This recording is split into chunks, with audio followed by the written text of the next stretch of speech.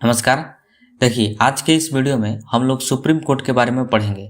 देखिए, आप लोग सुप्रीम कोर्ट के बारे में जो है ऊपर ऊपर से पढ़ लेते हैं, पूरे डिटेल्स में कवर नहीं करते हैं, जिससे एग्जाम में प्रश्न छूट जाता है, बनता नहीं है। तो इस वीडियो में हम लोग सुप्रीम कोर्ट के इतिहास से लेके और वर्तमान तक की स्थिति को कवर करेंगे। एकदम जीरो लेवल से हम लोग इसको शुरू करेंगे और सभी चीज़ों को इसको हम लोग जो है थ्योरी के साथ और डायग्राम के माध्यम से हम लोग समझने वाले हैं। वीडियो के लास्ट में हम लोग प्रीवियस ईयर क्वेश्चन का टेस्ट भी लगाएंगे ताकि आपको 100% क्लियर हो जाए। तो चलिए वीडियो को हम लोग शुरू करते हैं। तो आइए हम लोग समझते हैं सुप्रीम कोर्ट के इतिहास को। देखिए, आपको पता है कि भारत में अंग्रेजों का शासन था। अंग्रेज आए थे भारत में व्यापार करने के उद्देश्य से और यहाँ पर जो है शासन करने लगे। ये भी आप पढ़े होंगे कि ईस्ट इंडिया कंपनी की स्थापना 1600 ईस्वी में हुई थी। तो ईस्ट इंडिया कंपनी के द्वारा भी भारत में व्यापार किया गया, यहाँ पर शासन किया गया। तो जब ईस्ट इंडिया कंपनी आई तो उसके साथ साथ बहुत सारे व्यापारी भी आए। ईस्ट इंडिया कंपनी में भी बहुत सारे अंग्रेज व्यापारी थे जो कि भारत से सामान खरीद कर अपने देश में यानी ब्रिटेन में ले जाकर बेचते थे। ये आपको पता है। तो देखिए, जो ईस्ट इंडिया कंपनी थी या फिर जो ब्रिटिश व्यापारी थे तो भारत में आते थे तो यहाँ पर बहुत ज़्यादा भ्रष्टाचार करते थे। और ईस्ट इंडिया कंपनी के भी जो भी अधिकारी थे और जो भी उसमें कर्मचारी थे, व्यापारी थे ईस्ट इंडिया कंपनी में, और ऐसे जो भी व्यापारी थे वो सब के सब भ्रष्टाचारी थे। इसलिए ब्रिटेन के जो संसद था, ब्रिटेन के संसद ने सोचा कि ये सब जितने भी अंग्रेज व्यापारी हैं ये सब के सब भ्रष्टाचारी हैं, बेईमान हैं। तो उनको कंट्रोल करने के लिए ब्रिटेन के संसद जो है एक एक्ट लाती है भारत में, और उस एक्ट का नाम है रेगुलेटिंग एक्ट। और ये 1773 में आया था रेगुलेटिंग एक्ट। इस एक्ट के तहत ब्रिटेन की संसद जो है भारत में एक सुप्रीम कोर्ट की स्थापना करती है और उस सुप्रीम कोर्ट का नाम है Supreme Court of Judicature at Fort William. ध्यान रखिएगा। तो सबसे पहले भारत में किस सुप्रीम कोर्ट की स्थापना हुई थी? तो Supreme Court of Judicature at Fort William. और इसकी स्थापना 1774 में होती है रेगुलेटिंग एक्ट के तहत। और किस लिए होती है? ताकि अंग्रेज व्यापारी है उनको कंट्रोल किया जा सके, उनको सजा दिया जा सके, क्योंकि वो भ्रष्टाचारी थे। ईस्ट इंडिया कंपनी में भी जो भी अधिकारी थे वो सब के सब भ्रष्टाचारी थे। तो उनको कंट्रोल करने के लिए ब्रिटेन के संसद ने सबसे पहले भारत में सुप्रीम कोर्ट की स्थापना की। ठीक है। अब देखिए, स्थान पूछा जाएगा कि कहाँ पर की थी, तो कलकत्ता में। और इस सुप्रीम कोर्ट की संरचना की बात करें तो इसमें एक सीजीआई और 3 अन्य जज थे, यानी कुल मिलाकर 4 जज इसमें थे।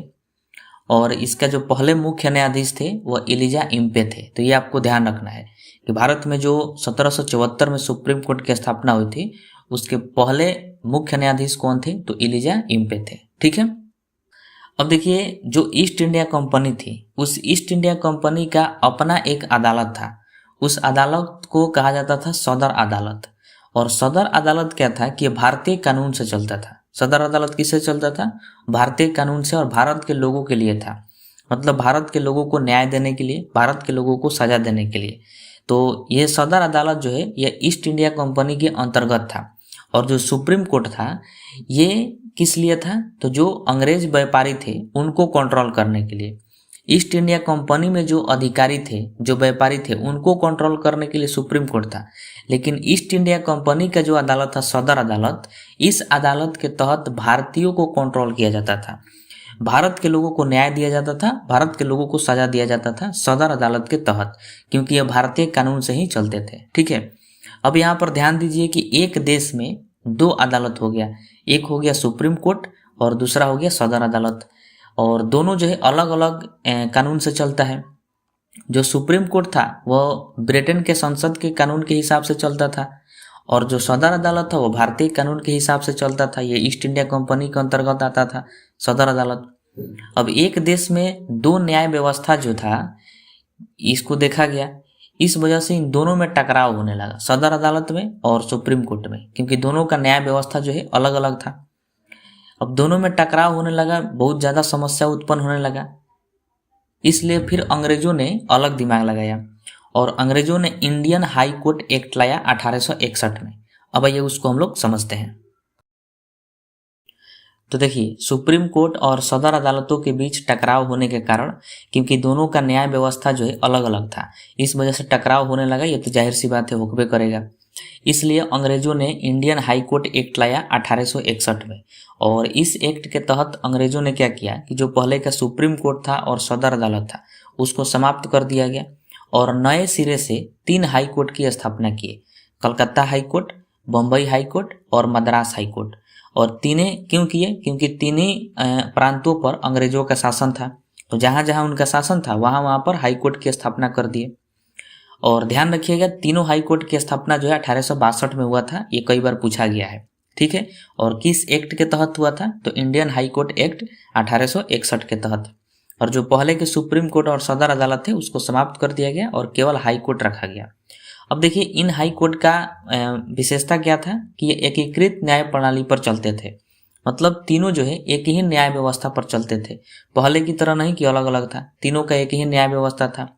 और दूसरा विशेषता यह था कि अपने प्रांत तक ही सीमित थे, मतलब कलकत्ता हाई कोर्ट जो था वो अपने प्रांत का ही समस्या देखता था। उसी तरह बम्बई हो गया, मद्रास हो गया, तो ये अपने प्रांत की समस्या देखते थे। जैसे आज के डेट में बिहार हाई कोर्ट है तो केवल वो बिहार के लोगों की समस्या को देखेगा, बिहार के लोगों को न्याय देगा, दूसरे राज्य में हस्तक्षेप नहीं करेगा। ठीक उसी प्रकार ये अपने प्रांत तक ही क्या थे? सीमित थे।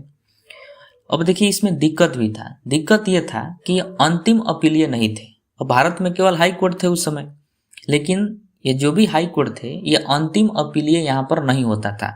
जैसे आज के डेट में अंतिम अपीलीय का मतलब क्या हुआ कि अंतिम निर्णय देने वाला ये नहीं थे। जैसे आज के डेट में हमारे देश में अंतिम अपीलीय देने का काम सुप्रीम कोर्ट करता है।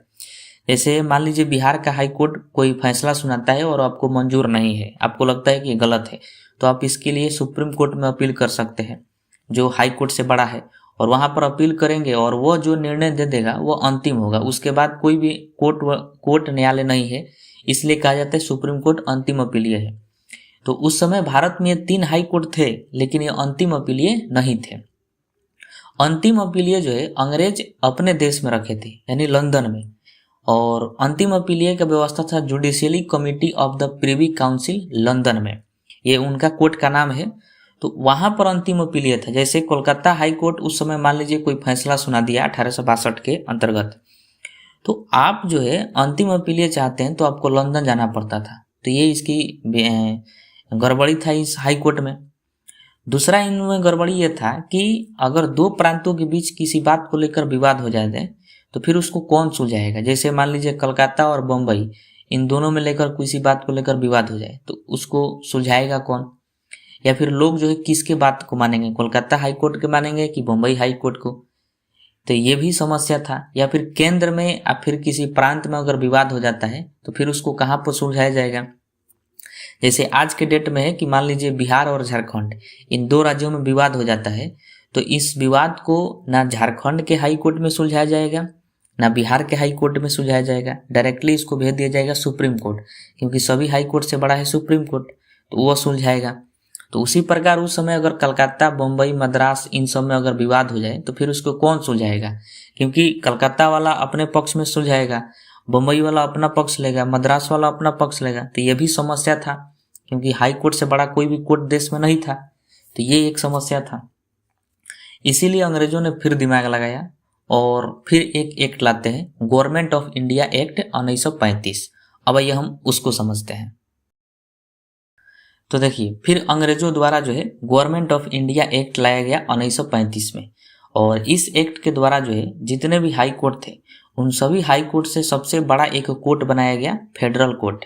जैसे अपने देश में 25 हाई कोर्ट है और 25 हाई कोर्ट से बड़ा कौन है, सुप्रीम कोर्ट है। उसी प्रकार जितने भी हाई कोर्ट थे उन सबसे बड़ा एक कोर्ट बनाया गया जिसका नाम रखा गया फेडरल कोर्ट। तो ध्यान रखिएगा फेडरल कोर्ट की स्थापना कब हुआ था, तो 1937 में हुआ था। और किस एक्ट के तहत हुआ था, तो गवर्नमेंट ऑफ इंडिया एक्ट 1935 के तहत, ठीक है। और इसको दिल्ली में स्थापित किया गया था, और यह जो है सभी हाई कोर्ट से बड़ा कोर्ट था, फेडरल कोर्ट। अब देखिए इसका कार्य महत्वपूर्ण है। फेडरल कोर्ट का कार्य क्या था, तो केंद्र और प्रांतों के बीच जो है विवाद को सुलझाना। अगर केंद्र और किसी भी उस समय के प्रांत में अगर विवाद हो जाता है तो उसको किसी भी हाई कोर्ट में नहीं सुलझाया जाएगा, डायरेक्टली जो इनसे बड़ा है फेडरल कोर्ट उसमें सुलझाया जाएगा। उसके बाद 2 प्रांतों के बीच अगर विवाद हो जाए, जैसे कलकत्ता, मद्रास, इन दोनों में विवाद हो जाए, तो इसको किसी भी हाई कोर्ट में नहीं सुलझाएंगे, डायरेक्टली फेडरल कोर्ट में सुलझाएंगे। उसी प्रकार हाई कोर्ट से अगर अपील जाता है तो फेडरल कोर्ट में, जैसे आज के डेट में हाई कोर्ट अगर कोई फैसला सुनाता है तो आप सुप्रीम कोर्ट में अपील कर सकते हैं, अगर आपको हाई कोर्ट का फैसला मंजूर नहीं है तो उसी प्रकार जो है उस समय भी किया गया था कि अगर कलकत्ता, मद्रास, मुंबई कोई भी हाई कोर्ट अगर गलत फैसला सुनाता है तो आप उसका अपील जो है फेडरल कोर्ट में कर सकते थे। और फेडरल कोर्ट का ही काम था संवैधानिक व्याख्या करना, संविधान की व्याख्या करना उस समय भी, ठीक है। तो ये फेडरल कोर्ट था। अब देखिए यहाँ पर भी अंग्रेज जो है बहुत चालाक थे। फेडरल कोर्ट में भी अंतिम अपीलीय की व्यवस्था नहीं रखे थे, क्योंकि अंग्रेज चाहते थे कि अगर अंतिम अपीलीय की व्यवस्था रख देंगे तो सारा चीज भारत में रह जाएगा, तो फिर हमारा कंट्रोल नहीं रह पाएगा। इसलिए वो अपना कंट्रोल जमाना चाहते थे और फेडरल कोर्ट में भी अंतिम अपीलीय नहीं रखे थे। अभी भी अंतिम अपीलीय की व्यवस्था जो है Judicially Committee of the Privy Council London में ही था, यानी उनके कोर्ट में ही था। फेडरल कोर्ट भारत का सबसे बड़ा कोर्ट था 1935-37 तक, लेकिन अंतिम अपीलीय ये नहीं था, ठीक है। अंतिम अपीलीय के लिए आपको लंदन जाना पड़ता था, तो ये आपको ध्यान रखना है। अब देखिए फेडरल कोर्ट की व्यवस्था ही जो है ये 1950 तक चला, जब तक देश आज़ाद नहीं हुआ, संविधान लागू नहीं हुआ, तब तक जो है फेडरल कोर्ट की व्यवस्था चला, मतलब लगभग 1950 तक ये चला। उसके बाद 1950 में, जब 1947 में देश आज़ाद हुआ, 1950 में जब संविधान लागू हुआ, तो उस समय सुप्रीम कोर्ट की स्थापना किया गया देश में। जो आज वर्तमान में सुप्रीम कोर्ट है उसकी स्थापना हुआ 1950 में। अब आइए हम वर्तमान सुप्रीम कोर्ट के बारे में समझते थे।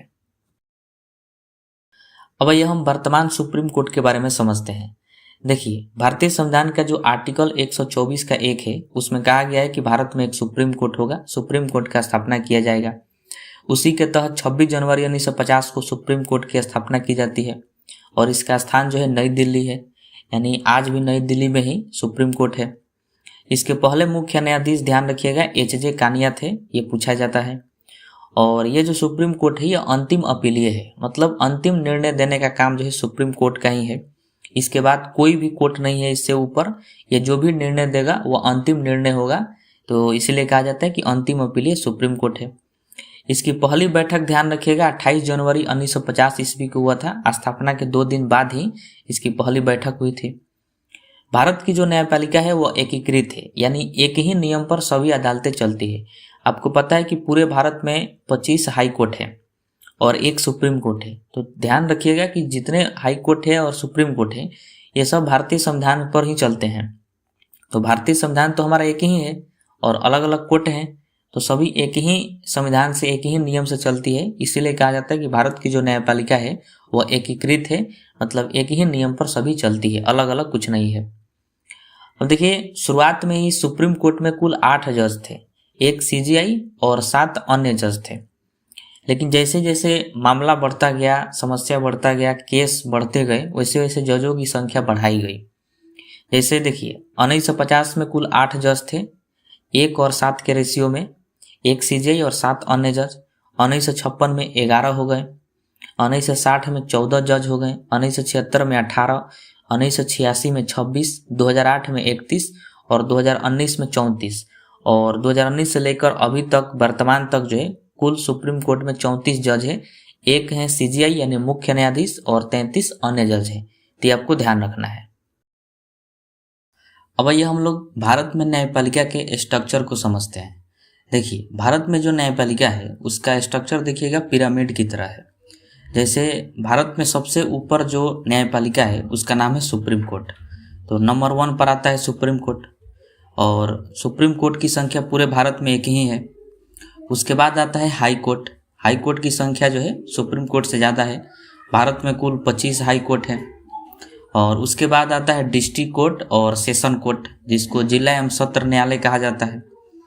देखिए जिला और सत्र न्यायालय की संख्या हाई कोर्ट से भी ज़्यादा है।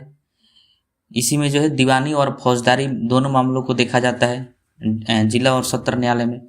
दीवानी मामले का मतलब हो गया कि ज़मीन से जुड़ा अगर कोई विवाद है उसको, और फौजदारी मामले का मतलब कोई गंभीर अपराध है, जैसे मर्डर हो गया है, डकैती हो गया है, रेप वगैरह हो गया है बड़े लेवल का, तो उसको डिस्ट्रिक्ट या फिर सेशन कोर्ट में सुलझाया जाता है।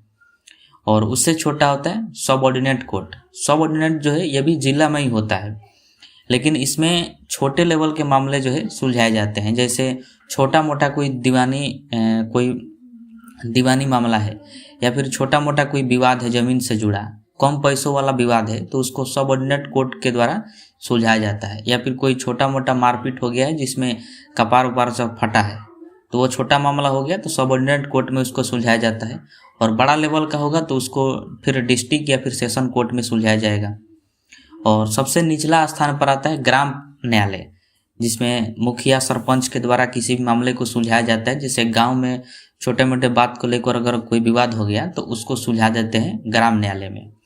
तो ये जो है न्यायपालिका का स्ट्रक्चर होता है भारत में। अब आइए हम समझते हैं कि सुप्रीम कोर्ट में न्यायाधीशों की नियुक्ति कैसे होती है, यानी जो चीफ जस्टिस ऑफ इंडिया होते हैं यानी CJI, उनकी नियुक्ति कैसे होती है। देखिए, इसकी बात जो है आर्टिकल 124 में कहा गया है।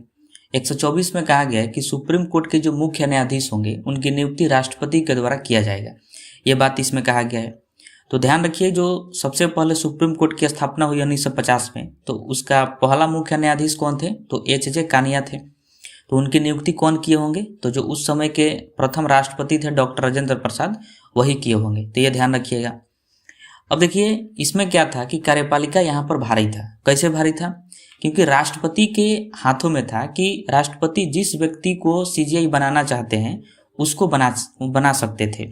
ये बात इसमें कहा गया था कि राष्ट्रपति को अगर लगे कि सरकार में कोई व्यक्ति है और वह अच्छा व्यक्ति है तो राष्ट्रपति उसको भी CJI बना सकते थे, मतलब किसी को भी बना सकते थे इंडिया में। इसलिए कहा गया कि ऐसे तो कार्यपालिका भारी है क्योंकि राष्ट्रपति के हाथ में है और राष्ट्रपति जो है सरकार के बात मानते हैं। तो सरकार आगे चल के जिसको कह दे कि इसको CJI बनाइए तो राष्ट्रपति को उसको CJI बनाना पड़ेगा। इसीलिए यहाँ पर कार्यपालिका भारी था। इसीलिए 1950 के बाद से एक परंपरा लाया गया और एक परंपरा चली कि सुप्रीम कोर्ट के न्यायाधीशों को ही CJI बनाया जाएगा और राष्ट्रपति के द्वारा बनाया जाएगा। मतलब सुप्रीम कोर्ट में जितने न्यायाधीश होंगे उन्हीं में से किसी एक को सुप्रीम कोर्ट का CJI बनाया जाएगा, जो सबसे वरिष्ठ होगा उसी को।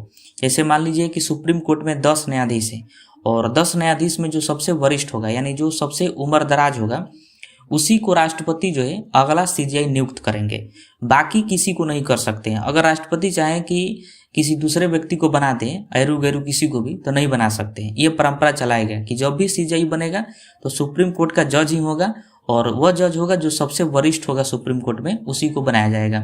ये परंपरा चलाया गया।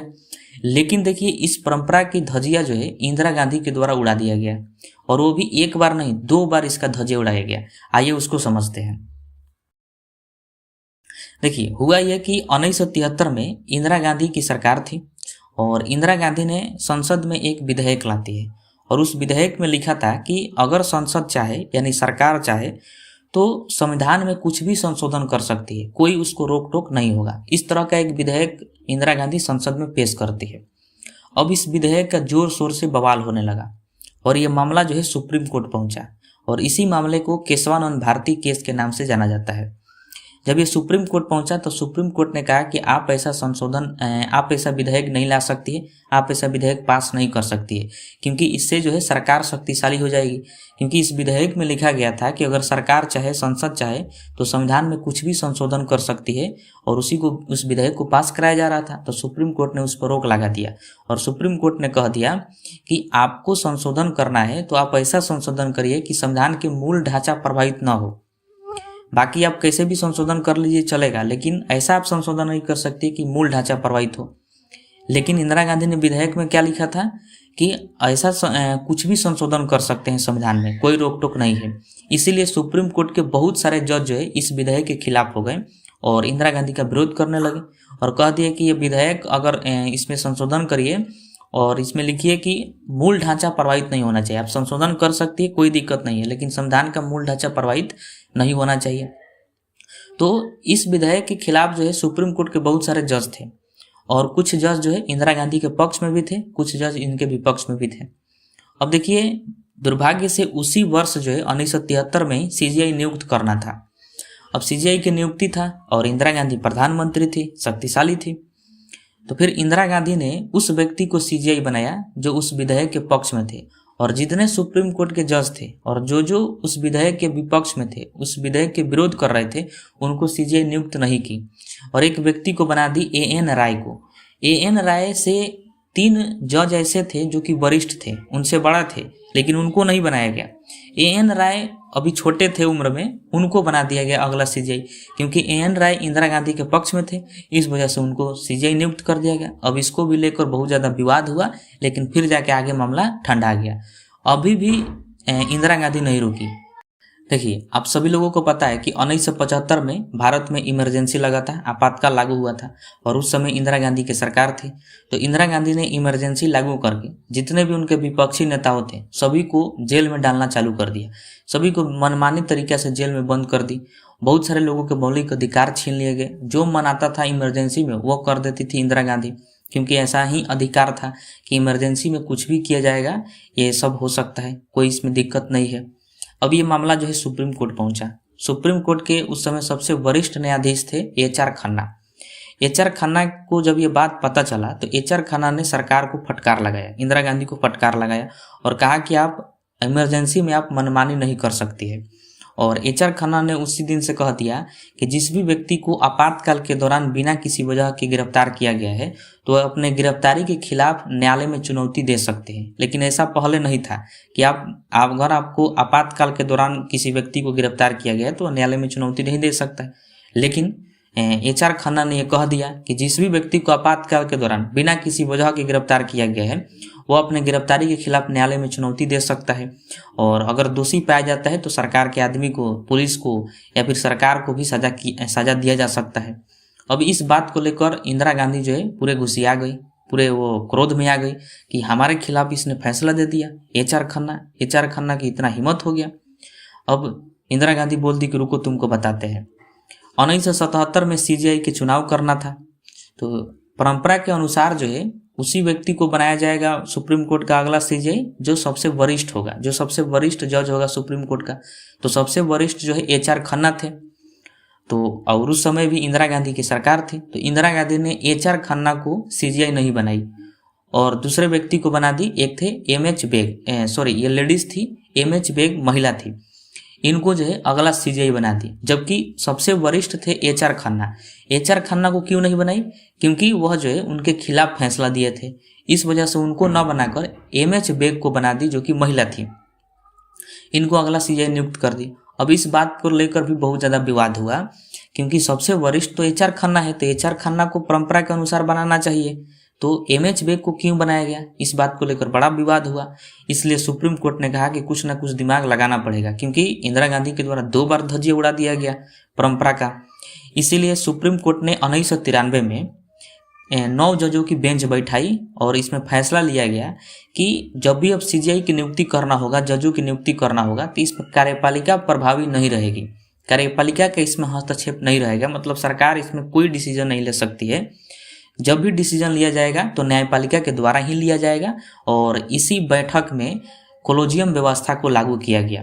तो 1993 से कोलोजियम व्यवस्था को लागू किया गया और कोलोजियम के द्वारा ही सुप्रीम कोर्ट में जज की नियुक्ति करना हो तो कोलोजियम के द्वारा होता है, या फिर सीजीआई यानी मुख्य न्यायाधीश की नियुक्ति करना हो तो कोलोजियम के द्वारा ही होता है।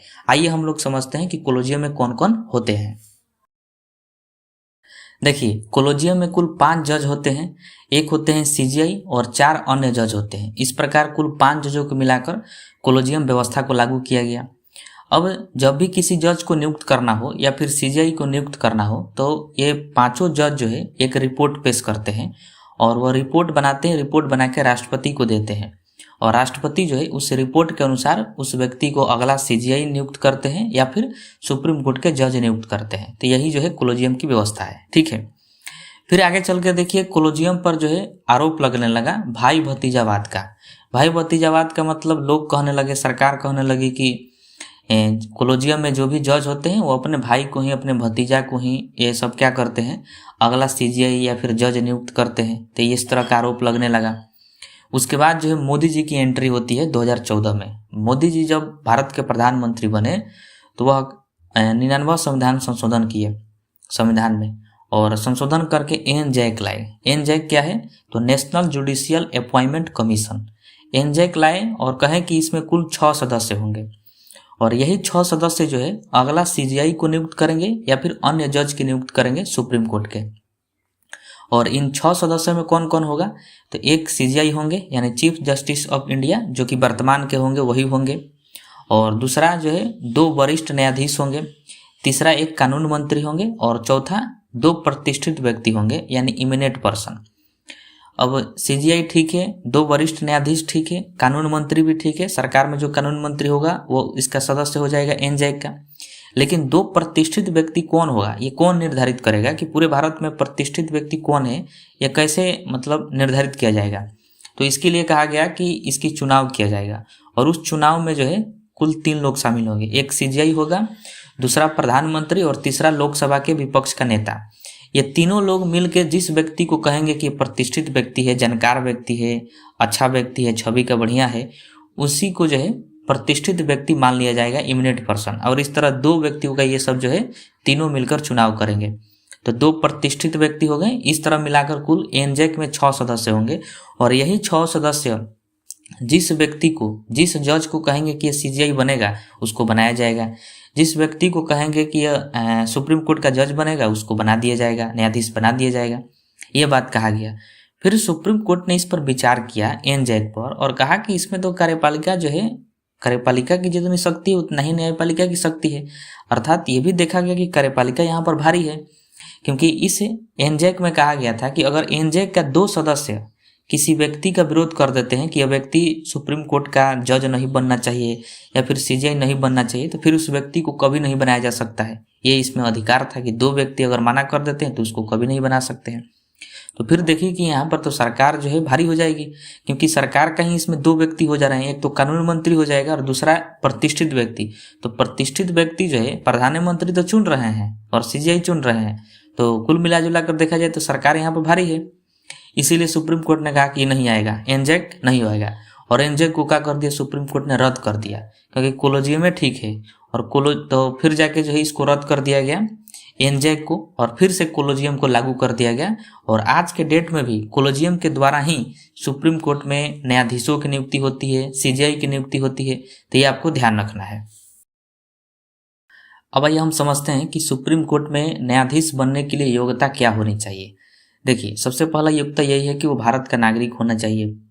दूसरा है कि किसी भी हाई कोर्ट में 5 वर्ष तक जज रहा हो। जैसे भारत में 25 हाई कोर्ट है, तो 25 हाई कोर्ट में से किसी भी हाई कोर्ट में लगातार वो 5 वर्ष तक जज रहा हो तो उस व्यक्ति को न्यायाधीश बनाया जा सकता है। अब देखिए, लगातार रहने का मतलब क्या है कि लगातार रहना चाहिए।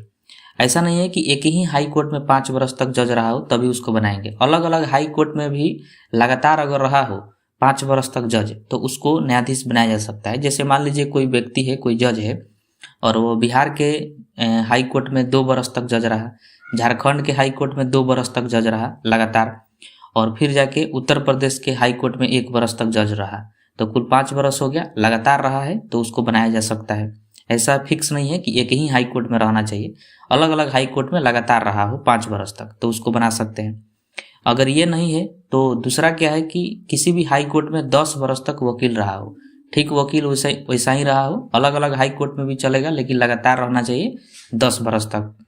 और तीसरा है कि राष्ट्रपति की दृष्टि में अच्छा विधिवेत्ता हो, मतलब राष्ट्रपति की नज़र में लगे कि ये व्यक्ति कानून का अच्छा जानकार है, न्याय के बारे में अच्छा इसको जानकारी है, तो उस व्यक्ति को न्यायाधीश बनाया जा सकता है राष्ट्रपति के द्वारा। ठीक है।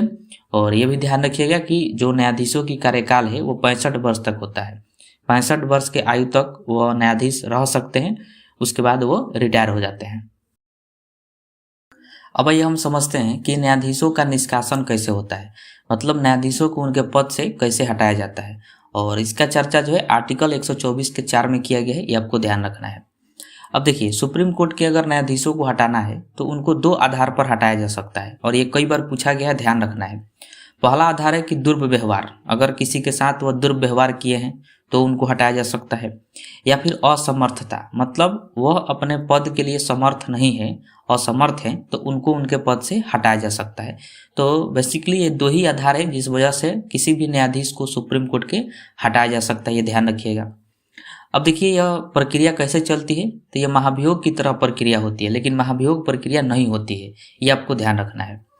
सबसे पहले जो है, अगर किसी न्यायाधीश को हटाना है तो उसका प्रस्ताव किसी भी सदन में पेश किया जा सकता है। सदन आपको पता है 2 सदन होता है, लोकसभा और राज्यसभा, तो किसी भी सदन में पहले पेश कर सकते हैं।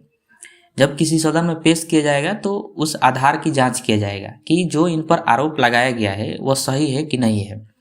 अब बात ये आती है कि जांच कौन करेगा, क्योंकि सदन में जो भी नेता होते हैं वो सब के सब बकलोल होते हैं, अधिकांश उसमें से पढ़ा होगा, कोनो पढ़ा लिखा होता नहीं है। तो उसके जांच के लिए जो है जांच टीम बनाया जाता है, और उस जांच टीम में एक सुप्रीम कोर्ट का सीजीआई होता है और हाई कोर्ट के कुछ जज होते हैं उसमें, और एक विधि विशेषज्ञ होता है, मतलब एक कानून का अच्छा खासा जानकार होता है। तो ये तीन जो है मिलकर जांच करते हैं कि जज पर या फिर न्यायाधीश पर जो आरोप लगाया गया वो सही है कि नहीं है। अगर सही पाया जाता है तो फिर ये तीनों मिलकर रिपोर्ट पेश कर देते हैं सदन में, जिस सदन में चालू हुआ था उस सदन में रिपोर्ट पेश करते हैं कि हाँ जो आरोप लगाया गया वो सही है। अब जैसे ही रिपोर्ट आ जाता है इन तीनों का, तो दोनों सदन में विशेष बहुमत से पारित करना होता है जज को हटाने के लिए। अब दोनों सदन में जब विशेष बहुमत से पारित हो जाता है तो फिर राष्ट्रपति के पास भेजा जाता है, और राष्ट्रपति जो है उस न्यायाधीश को, उस जज को उसके पद से हटा देते हैं। ठीक है, तो फिर से मैं आपको बता दूं इसके बारे में कि किसी भी सदन में पेश किया जा सकता है किसी भी न्यायाधीश को हटाने के लिए। तो सबसे पहले उस आधार की जांच की जाती है, उस आरोप की जांच की जाती है कि सही है कि नहीं। तो वो जांच जो है सीजीआई, कुछ जज हाई कोर्ट के होते हैं और एक विधि विशेषज्ञ होता है, ये तीनों मिलकर जांच करते हैं कि आधार सही है कि नहीं। अगर सही होता है तो रिपोर्ट जो है पेश कर देते हैं सदन में, फिर दोनों सदन में विशेष बहुमत से पारित कराया जाता है, और उसके बाद राष्ट्रपति के द्वारा उस न्यायाधीश को, उस जज को हटा दिया जाता है। ठीक है, तो ये प्रक्रिया होती है।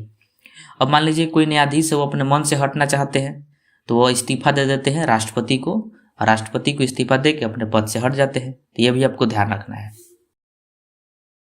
अब आइए हम न्यायाधीशों के वेतन और भत्ते को समझते हैं। देखिए, न्यायाधीशों को वेतन जो है संचित निधि से दिया जाता है। संचित निधि मतलब सरकार का ये खजाना होता है, सरकार का धन होता है, इसी से न्यायाधीशों को वेतन दिया जाता है। भत्ते की सुविधा इसी से दी जाती है। इसमें कहा गया है कि जो न्यायाधीश होते हैं उनके कार्यकाल के दौरान उनका जो वेतन है, भत्ता है, वो घटाया नहीं जा सकता है कभी भी, केवल आपातकाल को छोड़कर। अगर देश में वित्तीय आपातकाल लगा है तो उस समय तो किसी का भी वेतन घटाया जा सकता है, भत्ता को कम किया जा सकता है। तो न्यायाधीशों को कहा गया है कि उनके कार्यकाल के दौरान कभी भी उनका वेतन नहीं घटाया जा सकता, लेकिन वित्तीय आपातकाल लगा है तो उस समय घटाया जा सकता है। अब देखिए, सीजीआई के वेतन कितना होता है ये ध्यान रखिएगा, 2,80,000 होता है। जो मुख्य न्यायाधीश होते हैं सुप्रीम कोर्ट के, पर मंथ उनको इतना दिया जाता है, और जो अन्य न्यायाधीश होते हैं उनको 2,50,000 दिया जाता है पर मंथ। तो ये ध्यान रखिएगा। अब ये हम समझते हैं कि कार्यकारी मुख्य न्यायाधीश कौन होता है। देखिए, आपको पता है कि सुप्रीम कोर्ट में एक सीजीआई होता है जो कि मुख्य न्यायाधीश होता है। तो मान लीजिए कि सीजीआई का पद जो है किसी कारणवश खाली है, किसी भी कारण से, अगर मान लीजिए सीजीआई बीमार है या फिर वो देश में नहीं है, तो उस वजह से पद खाली हो जाता है सीजीआई का। तो पद खाली है तो उस पद को तो भरना आवश्यक है, क्योंकि पद खाली नहीं रख सकते हैं। तो इसीलिए जो सुप्रीम कोर्ट में अन्य जज होते हैं, तो उन अन्य जजों में से किसी वरिष्ठ को कुछ समय के लिए सीजीआई बना दिया जाता है, सीजीआई के पद पर उनको बैठा दिया जाता है। तो उसी को कार्यकारी मुख्य न्यायाधीश कहते हैं। यानी जब सीजीआई अपने पद पर नहीं रहते, उनका पद खाली रहता है, तो अन्य जज को सीजीआई बना दिया जाता है कुछ समय के लिए, उसी को कार्यकारी मुख्य न्यायाधीश के नाम से जाना जाता है। अब कार्यकारी मुख्य न्यायाधीश की नियुक्ति कौन करते हैं? तो राष्ट्रपति करते हैं, ये आपको ध्यान रखना है। और जो सुप्रीम कोर्ट के अन्य जज होते हैं उन्हीं जजों में से किसी एक को सीजीआई बना दिया जाता है कुछ समय के लिए, जिसको कार्यकारी मुख्य न्यायाधीश कहते हैं। अब आइए हम समझते हैं कि एडहॉक जज क्या होते हैं, यानी तदर्थ न्यायाधीश। इसकी चर्चा आर्टिकल 127 में किया गया है, ध्यान रखिएगा। अब देखिए, आपको पता है कि अभी वर्तमान में सुप्रीम कोर्ट में कुल 34 जज हैं, एक सीजीआई है और 33 अन्य जज हैं। अब मान लीजिए कि 33 जज में से किसी एक जज जो है वो अपने पद पर नहीं है, किसी कारणवश से उनका पद खाली है, तो कोरम तो पूरा करना है, क्योंकि कोरम कितना का है? 34 जज का है, और एक पद खाली है जज का, क्योंकि वो बीमार है या फिर किसी भी कारणवश से वो अपने पद पर नहीं है। तो एक पद खाली है, तो उस कोरम पूरा करने के लिए जो सुप्रीम कोर्ट का सीजीआई होते हैं वो किसी अन्य व्यक्ति को कुछ समय के लिए जज बना देते हैं सुप्रीम कोर्ट का। तो जो व्यक्ति कुछ समय के लिए जज बनता है उसी को तदर्थ न्यायाधीश कहा जाता है, यानी एडहॉक जज कहा जाता है। तो एडहॉक जज की नियुक्ति तब करते हैं जब कोरम पूरा करना हो। कोरम 34 जजों का है, 34 में से एक भी कम होगा तो सीजीआई जो है किसी अन्य व्यक्ति को उस न्यायाधीश बना देंगे कुछ समय के लिए सुप्रीम कोर्ट का, तो उसी को हम कहेंगे तदर्थ न्यायाधीश। तो ध्यान रखिएगा, तदर्थ न्यायाधीश की नियुक्ति कौन करते हैं? तो सीजीआई करते हैं। अब सीजीआई अपने मन से नहीं करते हैं, वह राष्ट्रपति से परामर्श लेते हैं। राष्ट्रपति को रिपोर्ट देंगे कि सुप्रीम कोर्ट में एक जज जो है अनुपस्थित है, वो अपने पद पर नहीं है किसी कारणवश से, तो कोरम पूरा करने के लिए एक जज की आवश्यकता है, तो आप परामर्श दीजिए, उसी व्यक्ति को जो है अगला न्यायाधीश नियुक्त किया जाएगा कुछ समय के लिए, यानी तदर्थ न्यायाधीश नियुक्त करेंगे।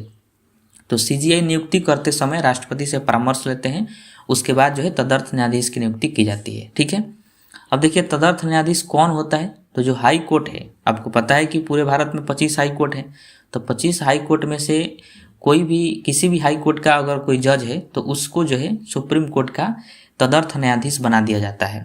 तो ये आपको ध्यान रखना है, जज, और उसी जज को बनाया जाएगा जिसकी योग्यता जो है सुप्रीम कोर्ट के न्यायाधीश के बराबर हो, नॉलेज उसके बराबर हो, उसी जज को बनाएंगे। और उनको शपथ दिलाने का काम जो है राष्ट्रपति का होता है। तदर्थ न्यायाधीश को शपथ राष्ट्रपति दिलाते हैं और उसकी नियुक्ति सीजीआई करते हैं। लेकिन देखिए कभी कभी होता क्या है कि जो एडहॉक जज होते हैं वो उपलब्ध नहीं होते हैं। जैसे किसी भी हाई कोर्ट के जज को उठाकर और तदर्थ न्यायाधीश बना दिया जाता है सुप्रीम कोर्ट का, तो जिस हाई कोर्ट के जज को बनाएंगे तो उस हाई कोर्ट में भी तो एक पद खाली हो जाएगा, क्योंकि उसी हाई कोर्ट के जज को बनाया गया है तदर्थ न्यायाधीश, तो उस हाई कोर्ट का भी व्यवस्था जो है गड़बड़ा जाएगा। इसीलिए क्या किया जाता है कि जो रिटायर जज हैं यानी सेवानिवृत्त जज हैं, तो वह तो आराम से अपने घर पर बैठे हैं, तो उनको क्या किया जाता है कि तदर्थ न्यायाधीश बना दिया जाता है। इससे किसी भी हाई कोर्ट का व्यवस्था नहीं गड़बड़ाता है रिटायर जज को बनाने से, क्योंकि वो तो आराम से अपने घर पर हैं और उनको नॉलेज भी है।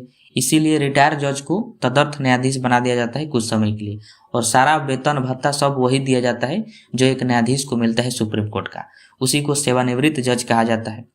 और इसकी चर्चा जो है आर्टिकल 128 में किया गया है, यह भी आपको ध्यान रखना है। अब आइए हम आर्टिकल 129 को समझते हैं। देखिए इसमें कहा गया है कि सुप्रीम कोर्ट एक अभिलेख न्यायालय है। अभिलेख न्यायालय का मतलब क्या हुआ कि सुप्रीम कोर्ट के सभी फैसले जो है वह लिखित रूप से होते हैं। जो भी फैसले सुनाया जाएगा वो हवाबाजी वाला नहीं होगा कि बोल दिए कि ये कर दो वो कर दो, ऐसा नहीं, लिखित रूप से होता है, पूरा बहुत अच्छे तरीक़ा से रिपोर्ट तैयार किया जाता है और उस आधार पर किसी भी व्यक्ति को सजा दिया जाता है या फिर न्याय दिया जाता है। इसीलिए कहा जाता है कि सुप्रीम कोर्ट एक अभिलेख न्यायालय है, और वो बातें जो है हमेशा के लिए रिकॉर्ड हो जाती है, हमेशा के लिए सुरक्षित उसको रख दिया जाता है, ताकि भविष्य में अगर सिमिलर ठीक इसी तरह अगर कोई मामला आता है तो उसमें भी सजा वही दिया जाएगा जो पहले दिया गया था। जैसे निर्भया हत्याकांड के बारे में आप लोग जानते होंगे, 2012 में हुआ था, और उनमें जो 4 आरोपी थे उन चारों को 2020 में फांसी दे दिया गया। तो वह जो है अभिलेख न्यायालय हो गया, वह क्या हो गया, रिकॉर्ड हो गया कि अगर उस सिमिलर उसी तरह का फिर भविष्य में कोई अपराध करता है, अगर जघन्य अपराध उसी तरह रेप करता है तो उस व्यक्ति को भी फांसी दे दिया जाएगा। अब इससे एक फायदा क्या होगा कि अगर भविष्य में कोई सिमिलर अपराध होता है उसी तरह, तो उसमें सजा सुनाने में ज़्यादा समय नहीं लगेगा, क्योंकि सिमिलर मामला है तो तुरंत उसको क्या किया जाएगा, फांसी पर टांग दिया जाएगा। तो इसीलिए जो है रिकॉर्ड रखा जाता है। और इसका फायदा एक और भी है कि जितने भी हाई कोर्ट हैं तो सुप्रीम कोर्ट के फैसला को देख कर ही अगर उनके पास कोई वैसा मामला आता है तो सेम उसी तरह फैसला सुना देंगे। तो इसीलिए जो है अभिलेख न्यायालय के रूप में यह कार्य करता है, उसको रिकॉर्ड रखा जाता है। और अगर कोई न्यायालय या फिर कोई व्यक्ति सुप्रीम कोर्ट के बातों को नहीं मानता है तो फिर सुप्रीम कोर्ट उसको दंडित कर सकता है, उसको दंड दे सकता है। ये बात आर्टिकल 129 में कहा गया है। उसके बाद हम लोग समझते हैं आर्टिकल 131 को। देखिए इसमें जो है सुप्रीम कोर्ट के शक्ति एवं अधिकार दिया गया है। ये तो आपको पता है कि सुप्रीम कोर्ट में कोई भी फौजदारी मामला हो बड़े लेवल का उसको सुलझाया जाता है, या फिर कोई विवादित मामला है उसको भी सुलझाया जाता है। तो ये तो नॉर्मल अधिकार हो गया सुप्रीम कोर्ट का। प्रमुख अधिकार शक्ति क्या है इसका कि यह केंद्र और राज्य के विवाद को भी सुलझाता है। जैसे केंद्र सरकार में और किसी राज्य में जो है विवाद हो गया, किसी राज्य के मुख्यमंत्री से केंद्र सरकार से विवाद हो गया तो उसको डायरेक्टली सुप्रीम कोर्ट में सुलझाया जाएगा। या फिर किसी 2 राज्यों में विवाद हो गया, जैसे बिहार झारखंड में विवाद हो गया, बिहार उत्तर प्रदेश के सरकार में विवाद हो गया, तो उसको किसी भी हाई कोर्ट में नहीं सुलझाया जाएगा, उसको डायरेक्टली सुप्रीम कोर्ट में सुलझाया जाता है। या फिर मान लीजिए कि केंद्र सरकार है और उसके साथ कुछ राज्य हैं और दूसरी तरफ जो है कुछ और राज्य हैं, इस तरह का विवाद हो जाता है, केंद्र राज्य सब मिलकर विवाद करते हैं, तो उसको भी सुप्रीम कोर्ट में ही सुलझाया जा सकता है, इधर उधर कहीं पर भी नहीं सुलझाया जाएगा। तो ये जो है सुप्रीम कोर्ट का अधिकार है, शक्ति है। आर्टिकल 131 में इसका जिक्र है। उसके बाद अगला आर्टिकल है आर्टिकल 132। देखिए इम्पोर्टेंट है। इसमें कहा गया है कि हाई कोर्ट से सुप्रीम कोर्ट हस्तांतरण करने का अधिकार। जैसे कोई भी मामला होता है तो आपको पता है कि जैसे कोई भी घटना घटित होती है तो सबसे पहले उस घटना पर एफआईआर किया जाता है पुलिस स्टेशन में, जिस क्षेत्र का होगा उस क्षेत्र के पुलिस स्टेशन में जाके एफआईआर होती है। फिर उस मामला को डिस्ट्रिक्ट कोर्ट में भेजा जाता है। डिस्ट्रिक्ट कोर्ट को लगता है कि मामला बहुत गंभीर है, ये हमारे बस की बात नहीं है, तो उसको जो है हाई कोर्ट में ट्रांसफ़र किया जाता है। फिर जब हाई कोर्ट में जाता है तो हाई कोर्ट को लगता है कि इसमें संविधान के बहुत गहन नॉलेज की आवश्यकता है इस केस में, और संविधान की इसमें व्याख्या बहुत विस्तार से करना होगा, तब जाके आरोपी को सजा देना होगा। तो हाई कोर्ट के बस का बात नहीं होता है तो क्या करता है, सुप्रीम कोर्ट भेज देता है। अब सुप्रीम कोर्ट से बड़ा तो कोई देश में कोई भी न्यायालय है नहीं, तो सुप्रीम कोर्ट इसमें गहन जांच करता है, इसमें समय लग जाता है, सालों साल समय लगता है, और पूरे तरीका से अच्छे तरीका से उसकी जांच पड़ताल करके और उसके बाद जो है आरोपी को सजा सुनाया जाता है सुप्रीम कोर्ट के द्वारा।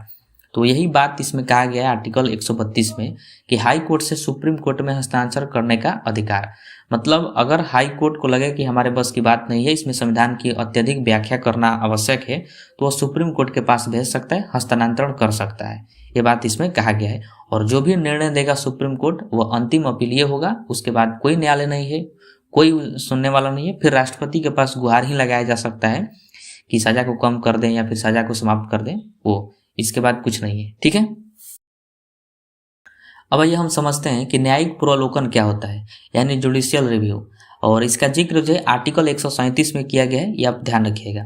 देखिए न्यायिक पूर्वावलोकन का मतलब होता है कि जब भी किसी कानून का विधेयक का अगर सुप्रीम कोर्ट जांच करता है तो उसी को जो है जुडिशियल रिव्यू कहा जाता है। जैसे आपको पता है कि संसद द्वारा विधेयक पास किया जाता है और वो विधेयक मान लीजिए कि संविधान का उल्लंघन कर रहा है या फिर मनमानी तरीके से विधेयक है वो, तो फिर सुप्रीम कोर्ट जो है उस विधेयक का जांच करेगा। अगर सुप्रीम कोर्ट के जांच में यह पाया जाता है कि यह विधेयक या फिर कानून संविधान का उल्लंघन कर रहा है तो उसको पूरी तरीके से सुप्रीम कोर्ट द्वारा रद्द कर दिया जाता है।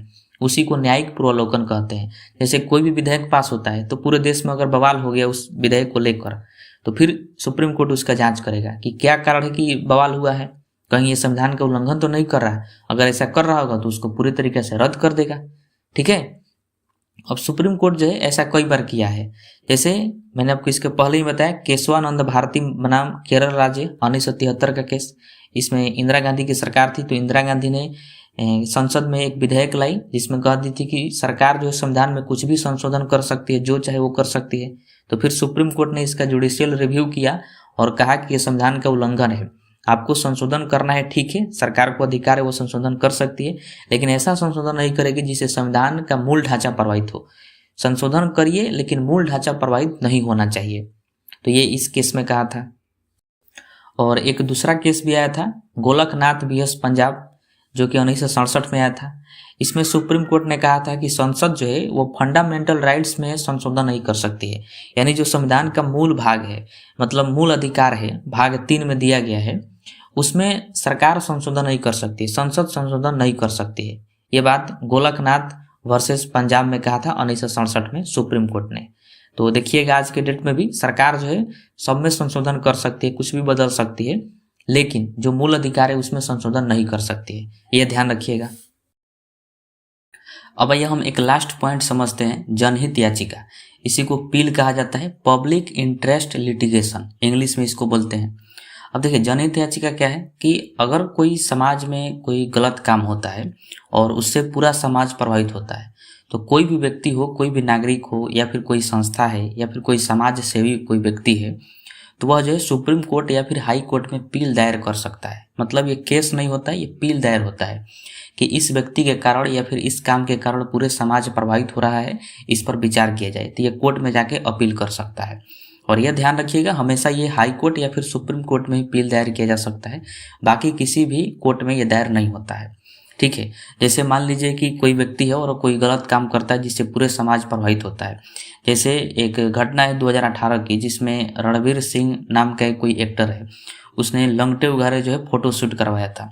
तो उससे क्या हुआ कि पूरे समाज प्रभावित हुआ। तो बहुत सारे लोगों ने जाके अपील दायर किया था हाई कोर्ट में, सुप्रीम कोर्ट में। उसके खिलाफ एफआईआर भी हुआ था कि इस फोटो शूट से अश्लीलता फैल रही है और पूरे जो है समाज इससे प्रभावित है। उसी प्रकार अगर आपके भी आसपास में कोई भी ऐसा चीज़ होता है, जैसे गंदा पानी बह रहा है सड़क पर, उससे आने जाने में कठिनाई हो रही है, तो उसके खिलाफ भी अपील दायर किया जा सकता है हाई कोर्ट में या फिर सुप्रीम कोर्ट में। तो जनहित याचिका उसी को कहा जाता है। अब देखिए, इसकी शुरुआत जो है 1979 से ही हुआ। हुसनैरा खातून वर्सेस स्टेट ऑफ बिहार, ये केस आया 1979 में।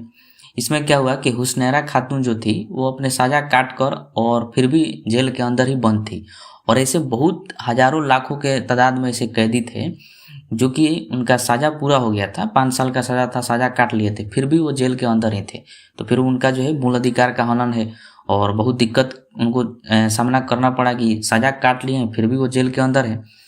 तो ये मामला जो है जब सुप्रीम कोर्ट पहुंचा तो उस समय सुप्रीम कोर्ट में एक जज थे पीएन भागवती, और पीएन भागवती ने तब जाके जनहित याचिका की शुरुआत की कि कोई भी व्यक्ति जो है अगर वह उसके मूल अधिकार का हनन हो रहा है या फिर पूरे ऐसा कोई कार्य हो रहा है समाज में, या फिर ऐसी कोई घटना है जिसके कारण पूरा समाज प्रभावित है, बहुत सारे लोगों को दिक्कत है, तो उसके लिए अपील दायर किया जा सकता है सुप्रीम कोर्ट में या फिर हाई कोर्ट में। तो हुसनैरा खातून वर्सेस स्टेट ऑफ बिहार के द्वारा जो है इस केस के माध्यम से पीएन भागवती ने पूरे देश में अपील की शुरुआत की और कह दिया कि अगर जब भी किसी प्रकार को, किसी भी नागरिक को, किसी भी व्यक्ति को अगर दिक्कत होता है तो हाई कोर्ट या फिर सुप्रीम कोर्ट में अपील दायर कर सकता है। तो यही अपील है, इसीलिए पीएन भागवती को अपील का पिता कहा जाता है। तो ये आपको ध्यान रखना है। अब आइए हम कुछ इंपॉर्टेंट पॉइंट को समझते हैं जो कि इंपॉर्टेंट है, डायरेक्टली एग्जाम में पूछा जाता है, तो इसको आप ध्यान रखिएगा। कि सबसे पहले सुप्रीम कोर्ट के मुख्य न्यायाधीश कौन बने थे, तो हीरालाल जेकानिया थे, ये हम लोग पहले ही पढ़ चुके हैं। सुप्रीम कोर्ट के दूसरे मुख्य न्यायाधीश कौन बने थे, तो पतंजलि शास्त्री थे। और आरक्षण के खिलाफ फैसला किसने दिया था, तो पतंजलि शास्त्री ही थे। और ध्यान रखिएगा, इन्हीं के कार्यकाल में, इन्हीं के समय में संविधान में पहला संविधान संशोधन किया गया था, तो ये आपको ध्यान रखना है। सबसे लंबे समय तक सीजीआई कौन रहे हैं, तो वाईवी चंद्रचूड़ रहे हैं। और पहले दलित सीजीआई कौन बने थे, तो केजी बालकृष्णन बने थे, ये इंपॉर्टेंट है, ध्यान रखिएगा। और सबसे कम समय तक के लिए सीजीआई कौन बने हैं, तो केएन सिंह बने हैं, 1991 में बने थे, मात्र 17 दिन के लिए सीजीआई बने थे। उसके बाद देखिए कि सुप्रीम कोर्ट की पहली महिला जज कौन थी, तो फातिमा बीबी थी, 1909 में ये बनी थी, सबसे पहली महिला जज थी ये। अब तक जो है सुप्रीम कोर्ट में बात करें तो कुल 11 महिला जज बन चुकी है। और वर्तमान सीजीआई की बात करें तो संजीव खन्ना है, और ये 91 नंबर के सीजीआई बने हैं। ठीक है, तो ये इंपॉर्टेंट पॉइंट आपको ध्यान रखना है सभी। अब आइए हम प्रीवियस ईयर प्रश्न को देखते हैं जो कि एग्जाम में पूछे गए हैं। तो देखिए, इनमें से आपको किसी भी प्रश्न का आंसर पता होगा तो आप नीचे कमेंट बॉक्स में बता सकते हैं। पहला प्रश्न है कि भारत के सुप्रीम कोर्ट की स्थापना कब हुई थी, तो इसका right answer option number B हो जाएगा, 28 जनवरी 1950 को हुई थी सुप्रीम कोर्ट की स्थापना। उसके बाद प्रश्न है कि सुप्रीम कोर्ट के पहले मुख्य न्यायाधीश कौन थे, तो मैंने आपको बताया था कि एचजे कानिया है, तो right answer option number B हो जाएगा। उसके बाद है सिंपल प्रश्न है कि सुप्रीम कोर्ट का उल्लेख संविधान के किस भाग में किया गया है, तो भाग 5 में किया गया है, right answer option number C हो जाएगा। अगला प्रश्न है कि सुप्रीम कोर्ट के न्यायाधीशों की सेवानिवृत्ति की आयु क्या है, मतलब सुप्रीम कोर्ट के जो न्यायाधीश होते हैं अपने पद पर कब तक बने रहते हैं, तो जब तक उनकी आयु 65 वर्ष नहीं हो जाती तब तक बने रहते हैं, तो right answer option number C हो जाएगा, 65 वर्ष। उसके बाद है कि भारत में न्यायिक पुनरावलोकन यानी जुडिशियल रिव्यू का आधार क्या है, तो देखिए इसका right answer option number B हो जाएगा, संविधान की सर्वोच्चता, मतलब संविधान की व्याख्या करना, संविधान की जांच करना कि कोई विधेयक ऐसा तो नहीं है कि जो संविधान के खिलाफ है, इसीलिए जो है सुप्रीम कोर्ट द्वारा जुडिशियल रिव्यू किया जाता है किसी भी कानून का, किसी भी विधेयक का। ठीक है, अगला प्रश्न है कि मूल संरचना सिद्धांत किस केस से संबंधित है, गोलकनाथ केस, केशवानंद भारती केस। तो मैंने आपको बताया था कि केशवानंद भारती केस में सुप्रीम कोर्ट ने कहा था कि संविधान में संशोधन सरकार कर सकती है, लेकिन ऐसा संशोधन नहीं करेगी जिससे संविधान का मूल ढांचा प्रभावित हो, बेसिक स्ट्रक्चर प्रभावित नहीं होना चाहिए, बाकी संशोधन कर सकती है, तो right answer option number B हो जाएगा। अगला प्रश्न है कि सुप्रीम कोर्ट को अभिलेख न्यायालय यानी कोर्ट ऑफ रिकॉर्ड किस अनुच्छेद में कहा गया है, तो आर्टिकल 129 में कहा गया था कि सुप्रीम कोर्ट जो है वो अभिलेख न्यायालय है, तो right answer option number B हो जाएगा। उसके बाद है कि सुप्रीम कोर्ट के न्यायाधीशों की नियुक्ति कौन करता है, तो ये तो सिंपल है, राष्ट्रपति के द्वारा सुप्रीम कोर्ट के न्यायाधीशों की नियुक्ति की जाती है और कोलोजियम व्यवस्था के तहत किया जाता है। आपको बताना है कि कोलोजियम में कौन कौन शामिल होता है। अगला प्रश्न है कि वर्तमान में सुप्रीम कोर्ट के मुख्य न्यायाधीश कौन है, तो संजीव खन्ना है, ये आपको ध्यान रखना है। और अगर आप वीडियो बहुत बाद में देख रहे हैं तो हो सकता है कि संजीव खन्ना बदल गए होंगे, तो ये अपडेट कर लीजिएगा। और लास्ट प्रश्न है कि सुप्रीम कोर्ट की स्थापना किस अधिनियम के तहत हुई थी ब्रिटिश काल में। तो देखिए, ब्रिटिश काल में जो सुप्रीम कोर्ट की स्थापना हुई थी वह गवर्नमेंट ऑफ इंडिया एक्ट 1935 के तहत हुई थी। तो right answer option number C हो जाएगा। लेकिन अगर आपसे पूछा जाए कि Supreme Court of Judicature at Fort William, जिसका जिक्र शुरू में ही किया गया था, तो उसकी स्थापना किसके तहत हुई थी, तो रेगुलेटिंग एक्ट के तहत हुई थी 1773 के तहत, और 1774 में उसकी स्थापना की गई थी। तो ये कन्फ्यूजन होगा, आपको ध्यान रखना है कि जो वर्तमान में सुप्रीम कोर्ट है उसकी स्थापना जो है गवर्नमेंट ऑफ इंडिया एक्ट 1935 के तहत हुई, भारतीय संविधान जब लागू हुआ तब। लेकिन जो Supreme Court of Judicature at Fort William था, ब्रिटिश काल में अंग्रेजों को कंट्रोल करने के लिए, अंग्रेज व्यापारियों को कंट्रोल करने के लिए, तो उसकी स्थापना जो है रेगुलेटिंग एक्ट 1773 के तहत हुई थी 1774 में। तो यह ध्यान रखना है।